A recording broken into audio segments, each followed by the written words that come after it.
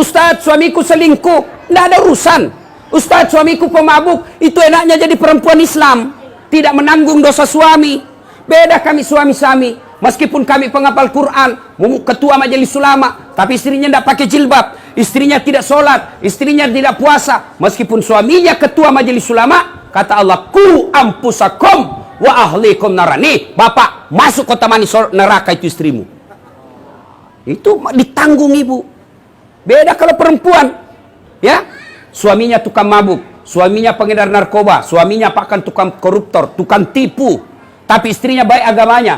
Kata Allah, tidak ada urusan dengan suamimu, biarkan dia dalam neraka. Bu, nih ada 7 pintu sorga, tadkhulul jannati bisalam. Silakan ibu pilih mana kau mau masuk sorga di situ. Mau jannatul firdaus silakan, mau jannatul naim silakan. Tidak ada urusan dengan suamimu. Tuh enaknya jadi perempuan Islam. Makanya jangan suka ngomel-ngomel.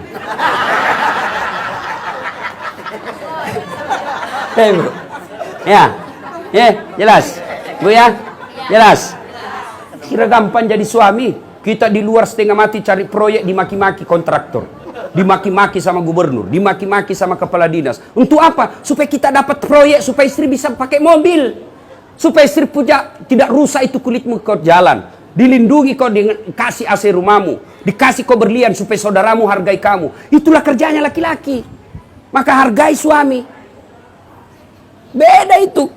Suatu kali Rasulullah sallallahu alaihi wasallam didatangi ibu-ibu, demo dia. Ternyata sumbernya dia mau mengadukan suaminya. Kata Nabi, kau sabar, karena kau tidak akan menanggung dosa-dosa suamimu. Nah, itulah hebatnya jadi perempuan Islam. Cuma kita juga, bapak-bapak, jangan hianati istri. Alasan rapat, ternyata pergi merapat. Hei, Pak, masih ingat? Waktu kita menikah, saudara Dasat Latif, saya nikahkan engkau dengan anak gadisku, Nora Siddiqah Nasrun, dengan mahar seperangkat alat sholat tunai karena bukan karena gubernur, bukan karena wagub, bukan karena kapolda, bukan karena presiden, tapi siapa yang kita jadikan gadai?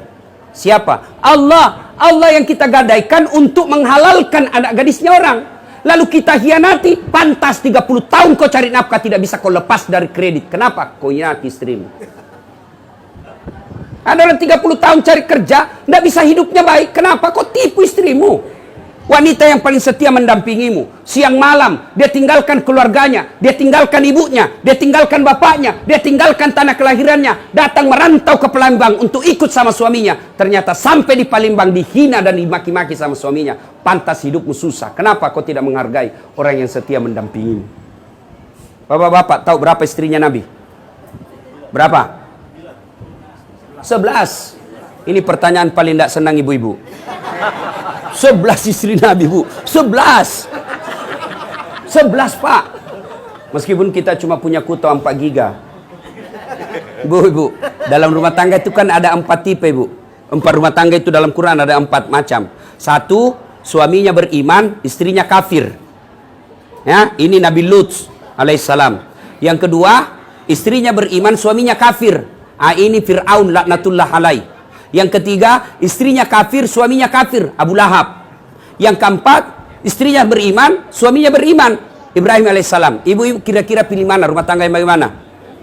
Ibrahim alaihissalam. Tapi ibu tahu, Ibrahim itu 2 istrinya.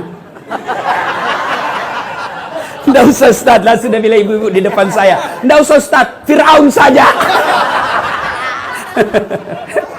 Bapak, saudara-saudara sekalian. Nah, Rasulullah itu 11 istri beliau. Tapi dari 11 istri beliau, tidak ada pun satu istri beliau mengatakan, saya nyesal nikah sama kaum Muhammad, rugi saya nikah sama kaum Muhammad. Semua senang. 11. Kita 1 istri menderita lahir batin. Coba, mau tahu sifatnya Rasulullah? Pak Nova? Rasulullah itu mandi junub sama istrinya. Kira-kira Bapak mandi junub berapa kali 1 bulan? Coba. Saya waktu pengantin baru mandi junub sama istri saya. Saya peluk dari belakang. Angkat ketek saya.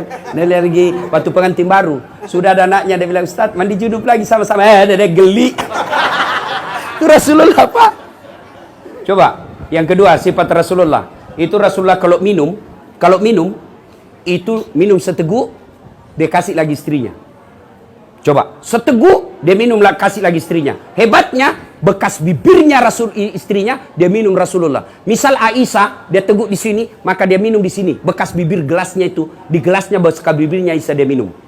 Bismillahirrahmanirrahim. Kira-kira Bapak kalau minum bekas bibirnya istri? Busuk betul mulutmu. Subhanallah. Itulah Rasulullah sallallahu alaihi wasallam. Maka wajar beliau sangat dicintai oleh istri-istrinya. Nah, ibu-ibu, tuan-tuan yang saya hormati. Berikutnya, saya perlu jelaskan ini akikah. Gunting rambut. Itu sunnah. Ya. Ketika cucu dan anak-anak Rasulullah lahir, itu bagaimana cara Rasulullah? Dia cukur gundul rambutnya.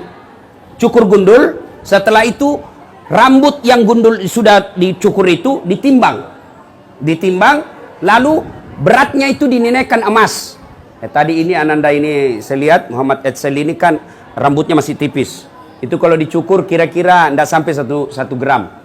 Nah, kalau dia anaknya lahir kribo, banyak rambutnya, dicukur, timbang 2 gram. 2 gram itu dinilaikan dengan emas. Kalau emas 2 gram berapa? Anggaplah 1,5 juta. 1,5 juta itulah yang disedekahkan kepada fakir miskin. Ibu bapak, saudara-saudara sekalian, pada akhirnya kekayaan kita adalah anak yang soleh dan soleha.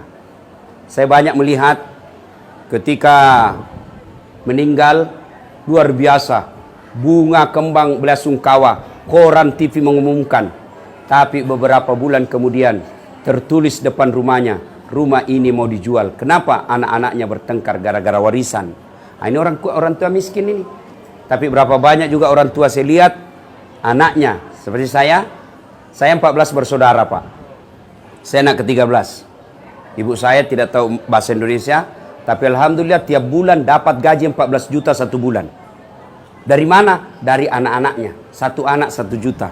Dia bilang ibu saya, seandainya saya tahu begini, saya tambah lagi anakku.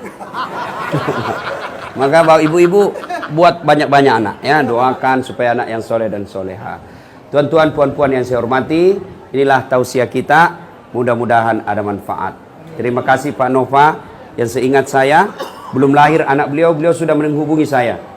Makanya saya kemarin masih ada di Kuala Lumpur, Malaysia. Itu saya diminta ceramah di Sabah. Wali kotanya Sabah dan ternyata keturunan orang Bugis minta saya hadir hari ini di Tawau untuk ceramah tabligh akbar. Tapi saya bilang, saya ingat Pak Nova masih 4 bulan yang lalu itu dia minta. Tidak enak saya tinggalkan ini acara. Ya, alhamdulillah saya bisa hadir di tempat ini. Mudah-mudahan kehadiran saya ada faedah di antara kita. Dan yang penting kita doakan Ananda yang baru di akikah hari ini mendapat hidayah dan pertolongan dari Allah Subhanahu wa taala. Kemudian menjadi anak yang soleh, yang kemudian menjadi kebanggaan buat orang tuanya, yang tidak henti-hentinya memperjuangkan kebenaran, sehingga nanti di akhirat kita berkumpul bersama Rasulullah meminum air di telaga Al-Kautsar.